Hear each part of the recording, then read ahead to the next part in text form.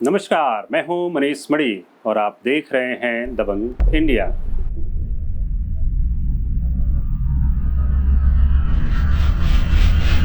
चीन की लगातार कोशिश रही है कि वो दुनिया की अर्थव्यवस्था पे अपना दबदबा कायम करे, जिसके लिए वह कोई भी कार्य करने को तैयार रहता है।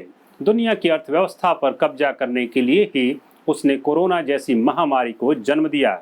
आज जब कोरोना महामारी से पूरी दुनिया त्रस्त है और दुनिया के देशों में औद्योगिक उत्पादन लगभग ठप हो गया है, तब चीन अपने यहाँ प्रोडक्शन बढ़ाकर पूरी दुनिया में अपने सामान की सप्लाई करना चाहता है। यह कैसे संभव है? जब सभी देश कोरोना महामारी से जूझ रहे हों, तब चीन, जहां से कोरोना फैला, वह देश आज इस कोरोना वायरस से मुक्त होने की बात कर रहा है। यह तय है कि चीन ने कोरोना महामारी के जरिए दुनिया के तमाम देशों की अर्थव्यवस्था को नष्ट करने की सोची समझी साजिश की है, लेकिन अब खुद ही अपने बुने जाल में फंसता दिखाई दे रहा है। चीन हमेशा से ही दूसरे देशों के खिलाफ साजिश करता रहा है। चीन दुनिया के दिग्गज कंपनियों को अपने यहाँ बिजनेस करने का मौका नहीं देता है।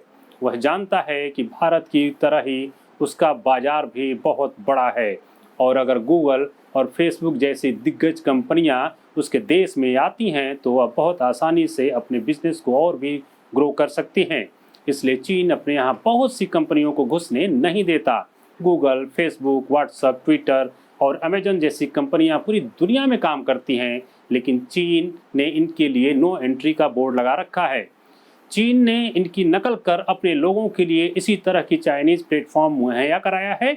गूगल की जगह वाइडू, सोगू जैसे सर्च इंजन, फेसबुक की जगह रेन, गूगल क्रोम की जगह यूजी ब्राउज़र, व्हाट्सएप की जगह वीचैट, ट्विटर की जगह वीवो, यूट्यूब की जगह यूकू और अमेजोन की जगह alibaba.com जैसे ऐप और वेबसाइट अपने लोगों के लिए मुहैया करा रखा है।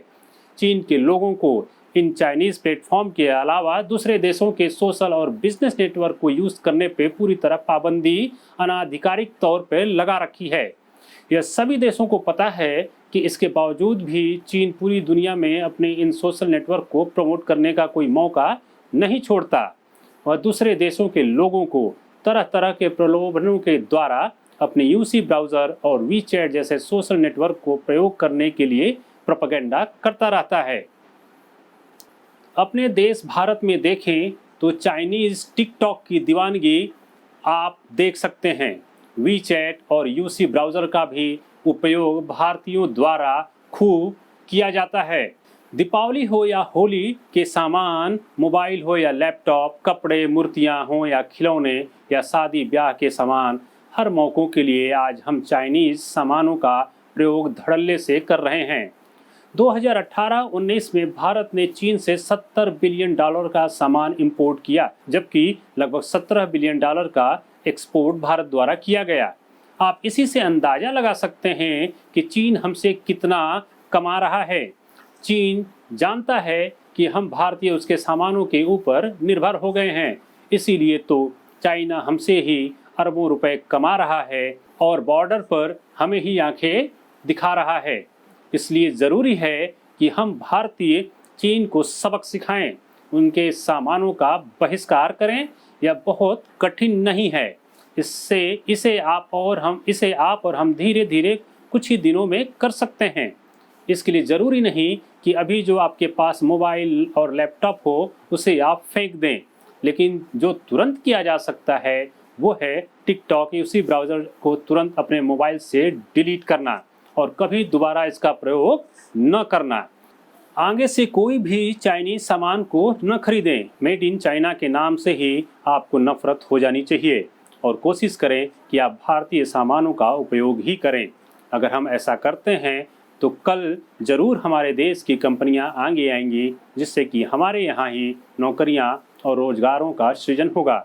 सरकार सीधे तौर पे चाइनीज़ इंपोर्ट पर रोक नहीं लगा सकती, लेकिन हम ज़रूर रोक लगा सकते हैं और ऐसा करना बेहद ज़रूरी है।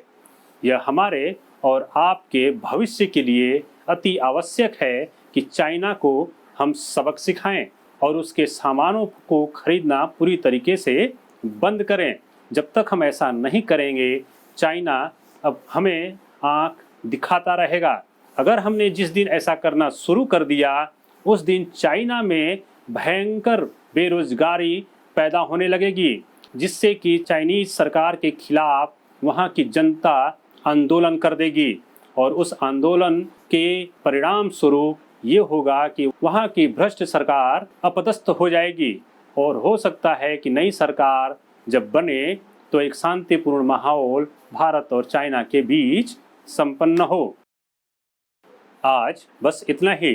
अगर आपने हमारे YouTube चैनल को अभी तक सब्सक्राइब नहीं किया तो सब्सक्राइब जरूर करें और इस वीडियो को आप Facebook पर देख रहे हैं तो लाइक और शेयर करना न भूलें। अपने बहुमूल्य विचार हमारे कमेंट बॉक्स में ज़रूर बताएं। धन्यवाद।